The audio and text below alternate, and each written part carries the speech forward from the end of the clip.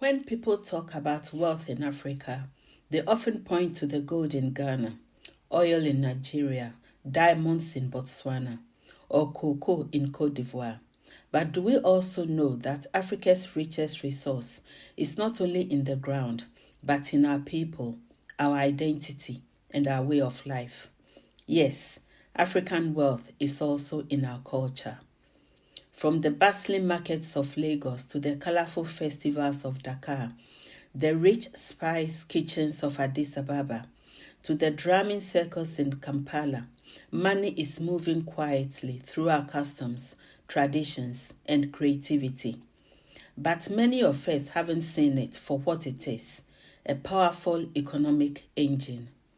Welcome to Cathy Biz Africa, where we show African entrepreneurs and diaspora investors how to build wealth rooted in Pan-African pride. Today, we'll break down how our culture is not just our heritage, it's high potential, business opportunities for entrepreneurs. Culture moves money every single day. Let's start by looking at how people across Africa are already spending money on culture. Food, from Ghana's shito and Ethiopia's injera to Kenya's nyama choma, traditional meals are being sold at local chopbars, street stalls, fancy restaurants, and even exported in jars, sachets, and frozen packs.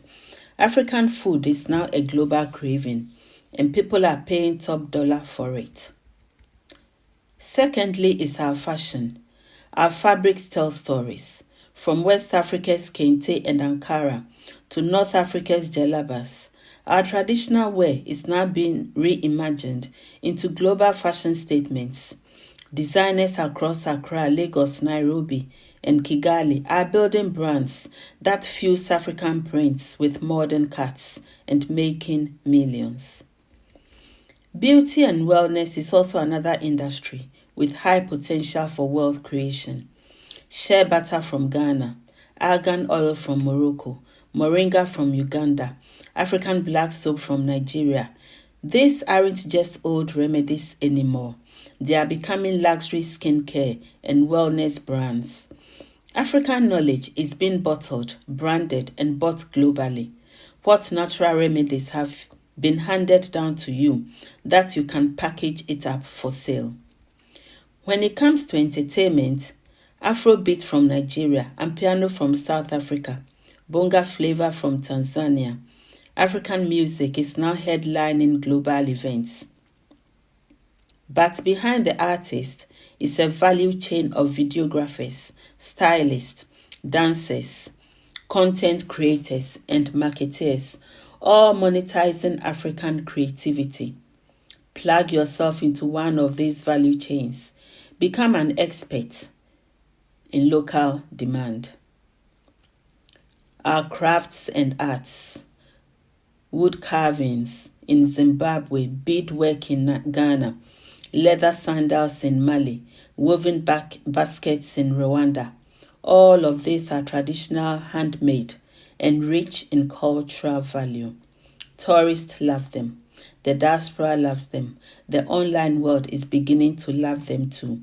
The only thing left is for Africans to love and scale them too.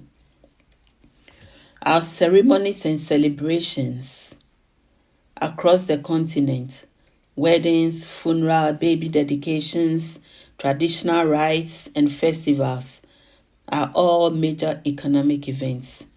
These cultural celebrations move money into local economies, employing decorators, drummers, caterers, tailors, photographers, and more.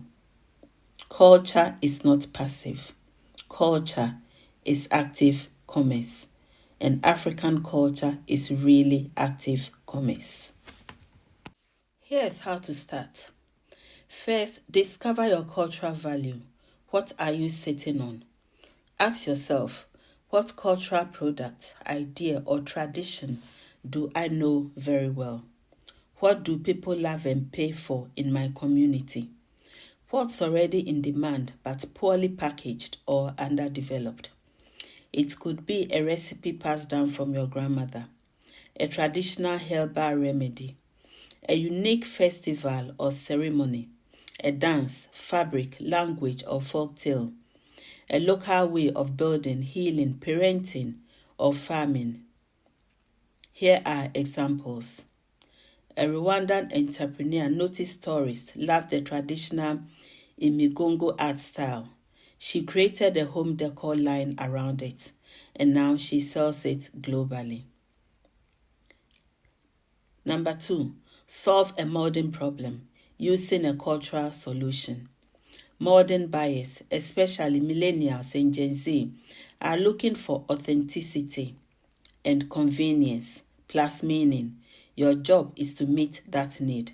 So ask, how can I present this cultural product in a way that solves a modern problem? For example, people want healthier skin. Package shea butter with modern branding. Diaspora parents want kids to know African stories. Create animated folktales on YouTube. Young professionals want African food but have no time. Sell pre-cooked meals or spice mixes online. Your culture is valuable as it is, but it becomes profitable when it solves a problem. The third way is to package it properly. Culture deserves a makeover. You can have the best idea in the world.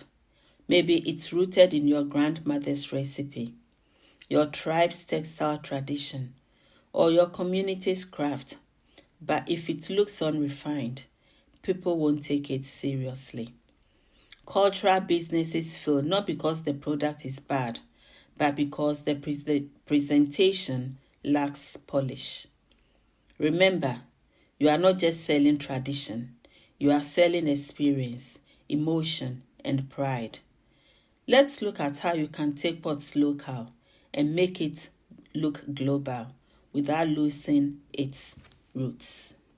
Here are some practical tips for you. Upgrade your labels. Even if you sell in plastic containers or recycled jars, invest in a clean, waterproof, professional-looking label. Use brand colors that pop. Colors rooted in African culture, like earthy browns, indigo blues, or vibrant reds, can be used with modern aesthetics. Keep your story short but strong. Every product should say where it's from, what makes it unique, and why people should care. Hire a young local designer to use tools like Canva. A small design upgrade can dramatically increase your product's value perception. Protect and sell your product properly. Airtight seals, clean finishes, and consistency build trust with buyers. Think of it like this. A plain calabash bowl looks cheap at the roadside store, but wrapped in clean cloth, tied with a raffia, and placed in a box with a story printed. Now it's a $40 home decor item in a Paris boutique. Your auntie's famous spice blend in a recycled tin is just local, but in a resealable labeled pouch with a QR code for recipes, now it's a premium African product for export. Cultural products are already rich in meaning. You don't need to change the soul, just refine the surface. Africa's culture can compete on the global stage, but first we must package it like it belongs there. Presentation doesn't change what something is, it reveals what it's truly worth. As I've mentioned in my previous videos, start small, test, grow, and repeat. You don't need millions to begin. Start with what you have and where you are. Test on a small scale before going big. Start an Instagram page to sell handmade accessories inspired by your ethnic group. Package your family's secret spice blend and sell at a local market. Record voice notes of traditional folk tales and turn them into a podcast or children's story series. Many African businesses failed because they rushed into scaling before testing the market. Culture-based business thrives when it grows organically, with deep community roots and slow, steady expansion. Use digital tools to reach a global African audience. One of the greatest gifts of this generation is that we don't have to wait for a store, funding, or permission. The internet is your launch pad.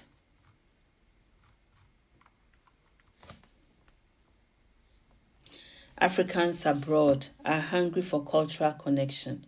If you give them a taste of home, they will buy it, share it, and come back for more. Collaborate across regions and borders. You don't have to do it alone. Africa is diverse, and there's power in cross-cultural collaboration. Work with artisans, elders, storytellers, or cultural experts. Partner with diaspora influencers to promote your brand. Source fabrics from one country and sell in another.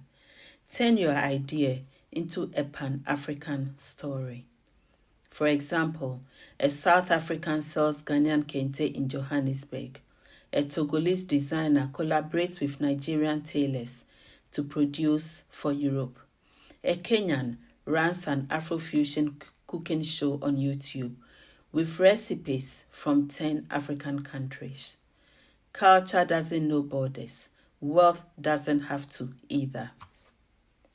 Be proud. Own it loudly.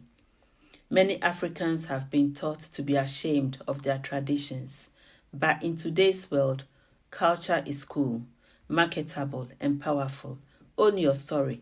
Be proud of your heritage. People are not just buying a product, they are buying identity, meaning, and connection. A confident African brand rooted in culture is more powerful than a foreign imitation. Build your empire based on what is already yours. Building wealth from African culture doesn't require reinvention. It requires recognition, respect, and action. You already have the raw material. Now it's time to shape it into something valuable, something the world needs and will gladly pay for. Your roots are your riches. Your heritage is your hustle. Your culture is your capital. Now go and build something powerful. You can see.